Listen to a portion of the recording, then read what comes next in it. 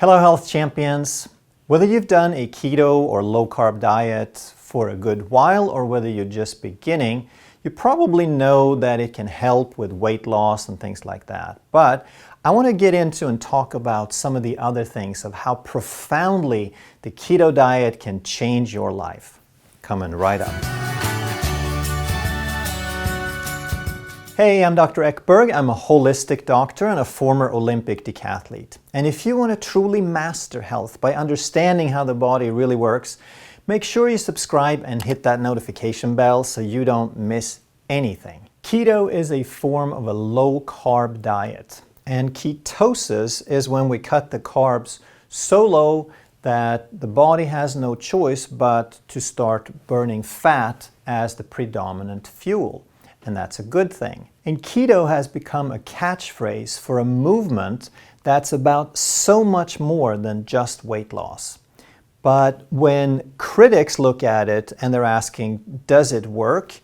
All they're really asking is, can you lose weight? Just like they look at any diet out there, because that's all people seem to care about is, can you lose weight? We've heard, oh, you have this problem because you're overweight. And they always have it backwards. But asking if it works like that is such a shallow point of view. It doesn't look into health aspects or how the body is supposed to work. Human diets have changed more in the last 50 years than they have in the previous 50,000. And as a result, we have distorted, we have destroyed a lot of our metabolic functions. And keto is about restoring that fundamental function in the body. Throughout our existence, humans have relied primarily on fat for fuel, but we've lost it and now we have to relearn that. It's about restoring metabolic flexibility, that we can get energy from fat, protein, and carbohydrate. And if your body is metabolically flexible, it doesn't matter which one we do in the short term, the body functions well on either one. I want to go over 10 ways that keto and low carb will change your life that a lot of people don't think about. But make sure you stay with me, because right after that, we'll talk about what you have to give up in order to reap these benefits, but they're not going to be what you think. The first way it can change your life is freedom from hunger. You will be able to get 12, 16, 18, 24 hours between meals, and food won't control you anymore. Instead of having hunger be a major factor of your life, it'll be out of your life. Number 2, instead of designing your life around your weight, how about freedom from fighting body weight? Always eating until you're full, never worrying about calories, eating without guilt, and how about exercising for the joy of it? How about just going out for a walk and enjoying nature instead of worrying about how many calories you're burning? Number 3 is freedom from food running your schedule. Most people get up in the morning and they have to have breakfast, but they're in a hurry, so they get something quick instead of something nutritious and satisfying. They say, I have to get some lunch before I crash. I've worked a couple of hours, but I won't be able to go unless I have some lunch. I've been running errands for 2-3 hours. Now, where can I get some food? Or I know I'll be busy for a few hours.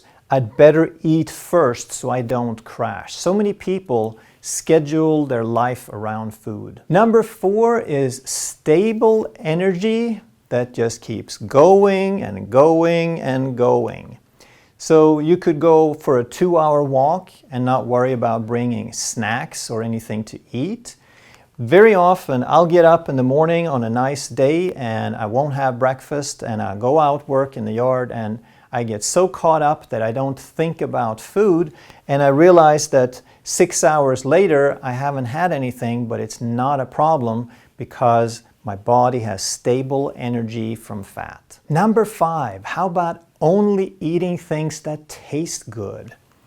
No more of, oh, I know it's dry and boring, I know it tastes like sawdust, but I've heard it's good for you, right? Give that up. You can eat only rich and satisfying food. You can douse it in olive oil and butter. You can learn to make rich sauces like hollandaise and béarnaise and garlic butter with virtually every meal. Whether it's vegetables or meat, just douse it in rich, satisfying sauces. Benefit number 6 is better sleep, because when you are fat burning, your blood sugar stabilizes, and unstable blood sugar is the #1 cause for sleep disturbances. You will also stabilize all your other hormones, because insulin is the #1 disruptor of all other hormones, and on a ketogenic diet, your insulin and your blood sugar is stable. The 7th way it will change your life is through better cognition, better focus and clarity. Because insulin resistance, unstable blood sugar, it starves the brain. The brain can't get the fuel properly. And ketones from fat burning is a better fuel for the brain. Not only is it a better brain fuel, but it's stable. It doesn't run out the way glucose does. And also with ketones, you have less shrinkage, because high blood sugar shrinks the brain faster. Number 8 is better immune function, because you get a better gut flora. You get a healthier bacterial flora where a lot of your immune system is, because sugar feeds the pathogens and upsets that balance. So by relying more heavily on fat, then you're not getting the blood sugar swings and you're not feeding the pathogens all that sugar and starch. Autophagy is a very powerful immune booster, and on a low-carb lifestyle, you will spend much more time in autophagy for 2 reasons. First, because when your blood sugar is lower to start with, you'll get into autophagy much quicker, but also because you're relying more on fat and satiating foods, you'll eat fewer meals, so you spend much longer time in autophagy. Maybe you can even say bye-bye to colds. I've been more or less low carbs for over 10 years, but since I got more strict and more consistent with a low-carb lifestyle, I haven't even had a sniffle in 3 to 4 years. Number 9 is longevity. You're going to live longer. Your mitochondria will upregulate, your cells will burn fuel cleaner. You'll have slower cell division. Your cells can only live through a fixed number of divisions, and sugar and insulin is a mitogenic hormone. It increases the speed of cell division. So by reducing insulin, you're also slowing down cell division. Benefit number 10, that besides weight loss, you're also going to reduce 95% of all chronic disease. Things like diabetes and heart disease and cancer and stroke. The risk of getting any of those are going to be much lower. So those are 10 of the life-changing, transforming benefits that you can get from getting your body back to the way it's supposed to work. But obviously you have to give something up. You have to change something. And there's 3 things in particular, and they may not be what you think.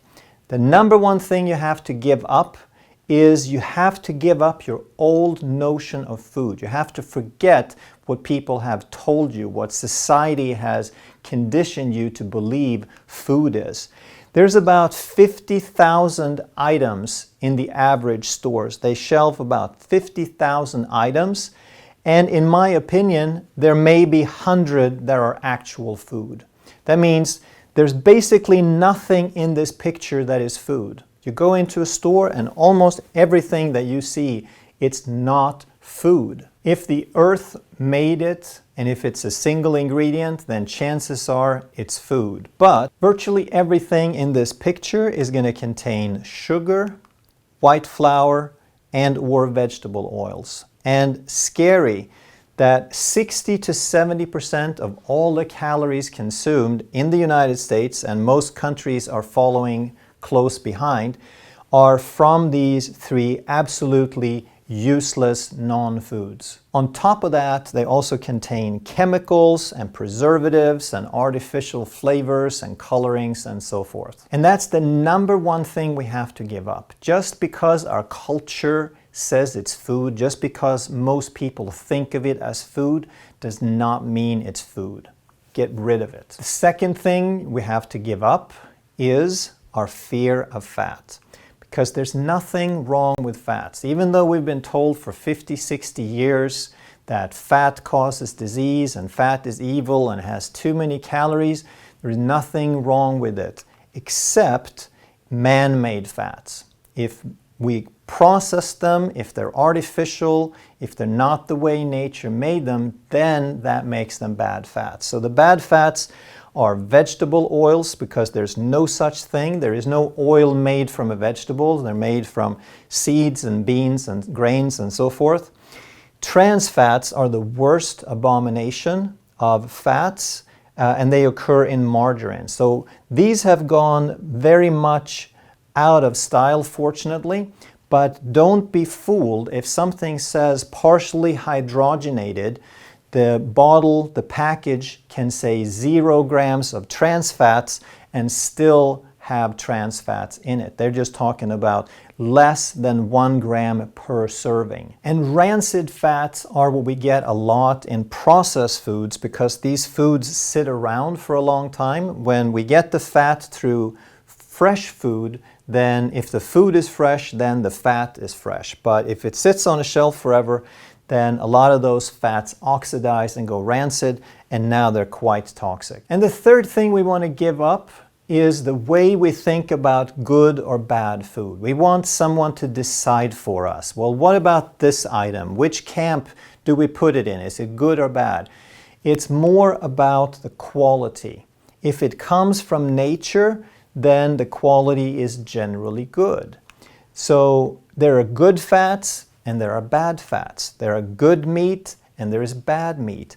So if the animals grew up like this, then it's going to be healthy meat.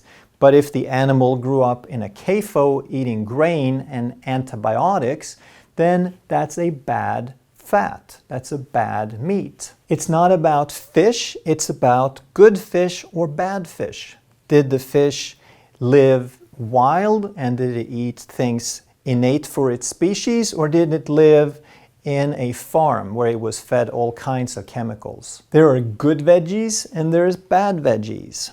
There are things that are good for you, and there are things that with the same thing would be really bad for someone else. One man's food is another man's poison. So first we have to look at the quality, and then we have to start figuring out what mix of these and what specific things are good for us versus the things that we specifically might want to avoid. The keto and low carb movement has gotten a very strong and devoted following, but it's not a religion.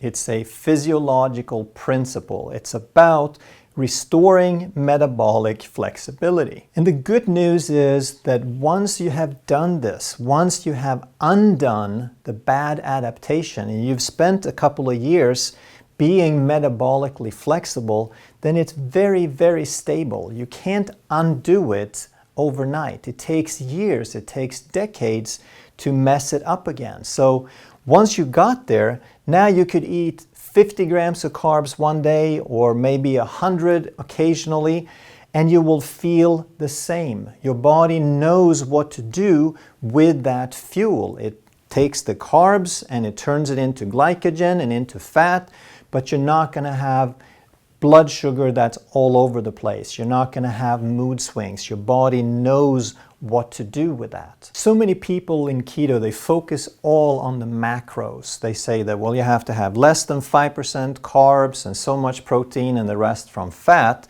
But frequency, in my opinion, is even more important than the macros. But once you do those macros initially, then you become fat adapted, and then it's easy to reduce the frequency. So they kind of go hand in hand, but it's really more about the frequency to allow that metabolic flexibility. And then all the benefits that we talked about, these life-changing things, they are possible, but they're not guaranteed. A lot of people will notice all of them, and some people will notice a few or maybe none. It doesn't mean that this doesn't work. It just means there's more to the picture. that metabolic flexibility and fat burning and low insulin is necessary, but it may not be sufficient. There may be other things that are causing your particular problems. And that's why we have so many videos on this channel that you can keep learning and exploring and understanding how the body really works and get to your health goals eventually. If you enjoyed this video and you'd like to learn more, you'll probably love that one. Thank you so much for watching. I'll see you in the next video.